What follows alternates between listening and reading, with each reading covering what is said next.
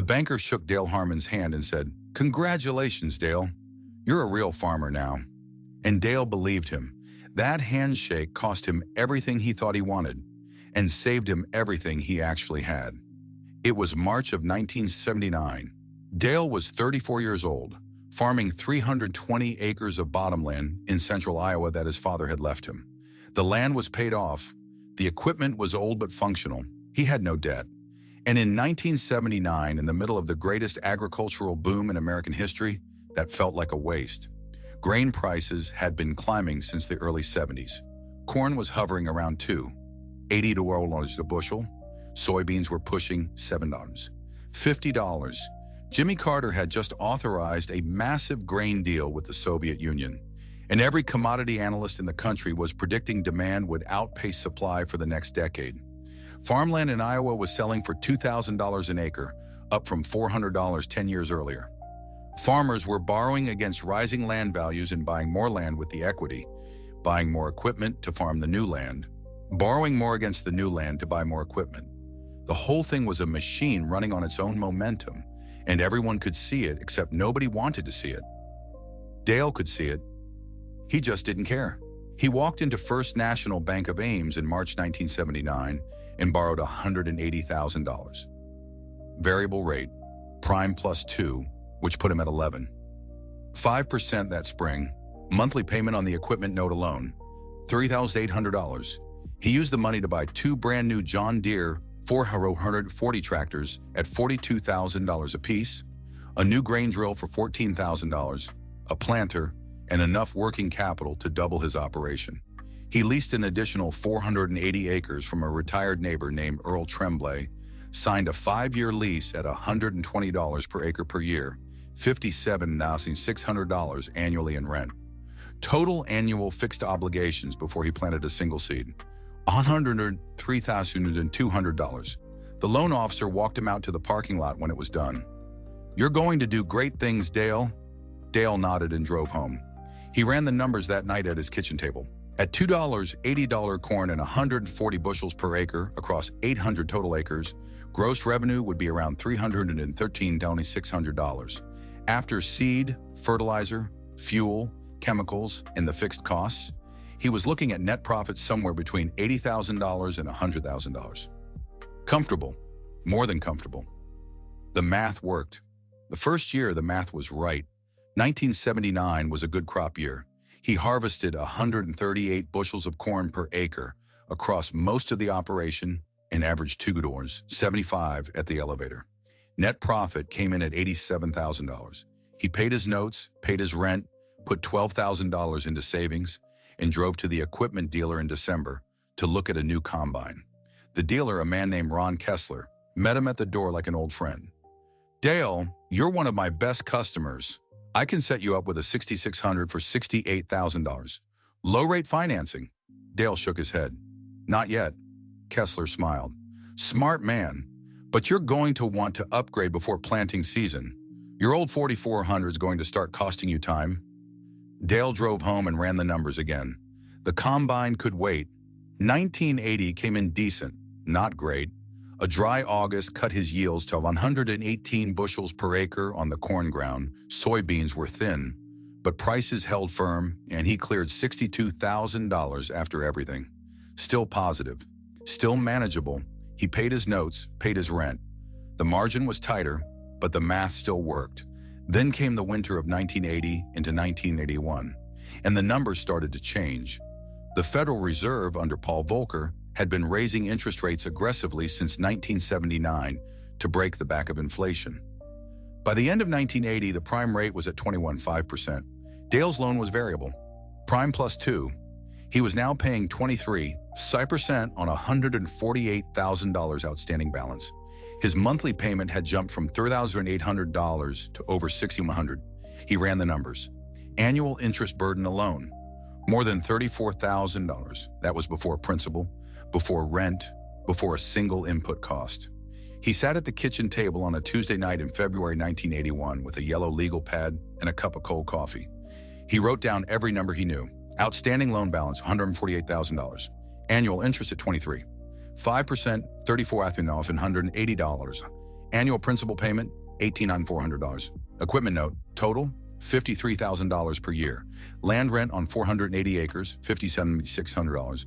Operating costs on 800 acres. Seed, fertilizer, chemicals, fuel, approximately $96,000.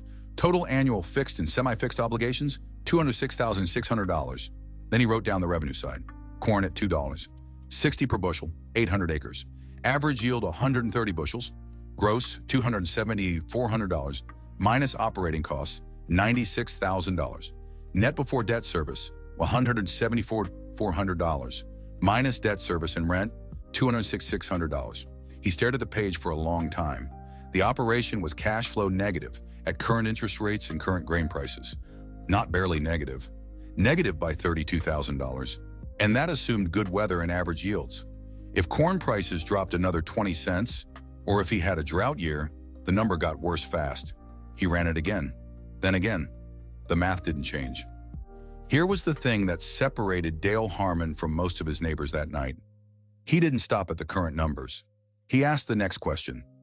What happens if interest rates stay high for 2 more years? What happens if grain prices fall? He knew the Soviet grain embargo Carter had imposed after the Afghanistan invasion was already suppressing exports. He knew corn supplies were building in government storage. He knew land values couldn't keep rising indefinitely. He didn't know when the reversal would come, but he saw that if it came while he was carrying $148,000 at variable rate, he would not survive it. He was not underwater yet. His land was still worth $2,000 an acre. His equity position was still positive. The tractors were 1 year old and could be resold. He had options that farmers 2 years further down this road would not have. He ran one more scenario: sell both 4440s. Current market value, approximately $35,000 each. He'd paid $42,000, loss of $14,000 on the pair, but the proceeds would reduce his loan to around $78,000. At 23.5%, that cut his annual interest from $34,780 to $18,330. Monthly payment drops from $6,100 to something his operation could actually support. And he still had his old equipment, a worn 4020 and a 3020, sitting in the machine shed. They weren't fast, they weren't impressive, but they ran. He went to bed. He didn't sleep. In the morning, he called Ron Kessler at the dealership. Ron, I want to put both 4440s on the market. What can you get me? Silence on the line. Dale, those are 1 year old tractors. You'll take a bath. I know what I'll take. What can you get me? More silence. 34, 35 each if you're lucky and somebody wants them fast. List them at 35. I'll take 33 if that's what it comes to. He listed the equipment in March 1981. The coffee shop in town found out within a week. That's how these things worked. Nothing traveled faster than the news that someone was selling equipment they'd bought the year before. Dale walked in on a Wednesday morning and felt the room shift. Harv Blankenship, who farmed 1,200 acres 3 miles south of Dale's place, looked up from his coffee. Heard you're selling your 4440s. Dale poured himself a cup. That's right. Why? Interest rates. Harv shook his head slowly. Rates will come back down. Volcker can't hold them up forever. Maybe, but I can't wait to find out. The table went quiet. Dale sat down and drank his coffee. He could feel what the room thought, that he'd panicked, that he was selling good iron because he'd lost his nerve. Harv said it out loud. You're letting the bankers scare you out of a good operation? Dale didn't argue. There was no point. Both tractors sold in 6 weeks. He cleared $68 or $400 total, applied it directly to the loan. Balance now, $79,600. Monthly payment, $3,100. Cash flow negative position narrowed sharply. He was still tight, but survivable. He went back to the 4020 and the 3020, slow, old. They worked. Spring planting 1981 was the hardest of his life, not because of the equipment, because of the doubt. Every morning he climbed up on that old 4020, watching his neighbors run their new iron across big fields fast and smooth, and he had to fight the thought that maybe Harv was right. Maybe he'd bailed on a good operation for no reason. Corn prices had actually ticked up slightly in April. Maybe the crisis he'd feared wasn't coming. Then in June, the USDA released its crop estimate. Massive carryover stocks. Corn supplies were 40% above the 5-year average. Prices broke. Corn dropped from $2.75 to $40 in 6 weeks. By harvest, it was $20. His revenue projection fell by $176,000 compared to the expansion scenario he'd planned 18 months earlier. But he wasn't in the expansion scenario anymore. He harvested 800 acres, cleared his costs, paid his reduced note, paid his rent. Net income for 1981, $14,000. Thin, bruising, but positive. At the coffee shop in October, Harv Blankenship looked gray. His variable rate equipment loan was at 5% like everyone else's. His corn check hadn't covered his operating costs. He'd had to draw on his operating line of credit to make his equipment payment. "I'm going to talk to the bank next week," Harv said. "See about refinancing." Dale nodded and didn't say a word. The real collapse started in 1982 and accelerated through 1983 and 1984. Corn fell below $2 €. Soybeans followed. Land values, which had underpinned all the expansion lending, began to drop. Not gradually, sharply. Iowa farmland fell from $2,000 an acre to $1,400, then $2,100, then lower. Banks that had made loans against $2,000 per acre collateral suddenly held paper backed by land worth half that. The collateral was disappearing, and the loans were still there. Farmers who had borrowed to expand found themselves in a position where they couldn't refinance because the equity had vanished, couldn't sell because prices covered nothing, and couldn't service the debt because the income wasn't there. The machinery dealers started getting equipment back, not in ones and twos, in lots. Ron Kessler's lot filled up with repossessed tractors. A 40 that had sold for $42,000 in 1979 was now sitting on his lot with a price tag of $21,000, and nobody was buying. 1-year-old tractors, 2-year-old tractors, iron that farmers had stretched to buy, now returned to dealers who couldn't move it. Harv Blankenship refinanced in 1982. The new terms didn't help. By 1983, the bank had begun foreclosure proceedings on 400 of his 200 acres. He kept farming. He got through it, barely, but it cost him the land and most of what he'd built over 15 years. He wasn't unusual.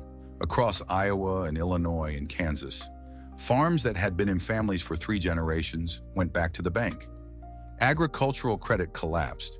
The Federal Land Bank, the Production Credit Associations, the whole lending infrastructure that had fueled the expansion was underwater. Dale ran a smaller operation through all of it. Tighter, quieter. He dropped the lease on 200 of Earl Tremblay's 480 acres in 1982, cutting his rent exposure. He renegotiated the remaining 280 acres down to $90 per acre. He kept his loan balance declining every year. By 1984, he owed $41,000 on equipment that in the collapsed market would have been worth perhaps $60,000 in scrap and sale value combined. His equity position was still positive. His land, the 320 paid-off acres his father had left him, had dropped in value from $640,000 to around $380,000, but it was still his. No bank had a claim on it. In 1985, corn dropped to $2, sorted or 8 per bushel. Dale netted $9,000 for the year. $9,000. After 6 years of farming 800 acres at the height of the boom, he was netting $9,000. That number should have felt like failure. Instead, it felt like proof. Because Harv Blankenship had netted negative $220,000 that year after accounting for principal losses and write-downs on the foreclosed land. 3 other farmers Dale had known since childhood were gone entirely. Land gone, equipment gone, moved to town to find work. The Ford dealer in Ames had hired 2 of them. He ran the numbers one more time in January 1986, and the picture was clear. His loan was down to $18,000. He had 1 more year, maybe 2, and the debt would be gone. He was still farming his father's land. He was still paying his bills. He had never missed a payment, not once through the worst agricultural correction in 50 years. Ron Kessler stopped by the farm that spring. He was driving something modest. The dealership had survived, but it was smaller now. "You sold those 44 Fords at the right time," he said. He said it carefully, like it cost him something to admit. Dale nodded. I didn't know it was the right time. I just knew the math didn't work. Kessler looked at the old 40R20 sitting by the shed. How's the old iron treating you? Still runs. Kessler smiled a little.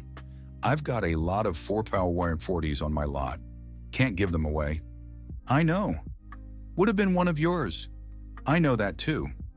There is a version of this story where Dale Harmon is a genius, where he saw the crash coming and made a bold, calculated move to protect himself. That's not what happened. What happened is that he sat at a kitchen table with a yellow legal pad, ran some numbers, and concluded that the risk he was carrying was larger than the reward justified. He didn't know interest rates would stay high for 3 more years. He didn't know grain prices would fall by 25%. He didn't know land values would collapse. He reduced his leverage because the math told him to, not because he could see the future. That distinction matters more than the outcome. Would you have sold at a loss? Most farmers in 1981 looked at those numbers and made the same calculation Dale did, and concluded differently. They decided the rates would come down. They decided prices would recover. Some of them were right in the long run. Most of them ran out of time before the long run arrived. The difference between Dale and his neighbors wasn't intelligence. It wasn't information. It was the ability to accept that he had made a mistake, that the expansion had been predicated on assumptions that were no longer holding, and to act on that acceptance before pride made the decision for him. Pride is expensive in farming. Farmers expand because land is the proof of everything they've built. Bigger acreage, newer equipment, higher output. These are the measures of success that a farming community understands, and walking away from them, even strategically, even temporarily, requires something most people find difficult. It requires admitting, publicly and in a way your neighbors will see, that you were wrong. Dale made his final equipment payment in late 1986. He was farming 520 acres, his 320 owned and 200 leased. Old equipment, no debt. He didn't expand again until 1991, when land values had bottomed, and a neighbor's 80 acres came up for sale at $850 per acre. He paid cash. Every subsequent addition to the operation came the same way. Slow. No debt where it could be avoided. Equity first. He's still farming. Quieter about it than most. Doesn't talk about the 1980s unless someone asks directly. I asked him once whether he regretted the expansion, whether he wished he'd never borrowed the $180,000 in the first place. He thought about it for a while. I learned more from that decision than from everything before it combined, he said. I learned what leverage actually costs when conditions change. I learned that the number on the loan document is fixed, but the world isn't. And I learned that cutting a loss early is not the same as losing. Is pride more expensive than debt? The farmers who held on in 1981 and 1982, who refused to sell equipment at a loss, who told themselves the market would turn, some of them lost everything and paid the debt anyway, just later, with interest. And without the land. If this story made you think differently about leverage or about the cost of admitting you're wrong, I'd like to hear what you think in the comments. Hit subscribe if you want more stories like this, about the farmers who survived not because they were lucky, but because they were honest with themselves when it counted. And share this with someone who's carrying more than the math supports. The number on the legal pad doesn't care about your pride, but it will settle the account either way. Dale Harmon borrowed $180,000 at the peak of the boom. He sold 2 tractors at a loss before anyone believed the crash was coming. He was mocked for it. He was called scared. And then the crash came, and he was still standing on land that was still his, running iron that was old and slow and paid for. That's not luck. That's discipline. And there's a difference.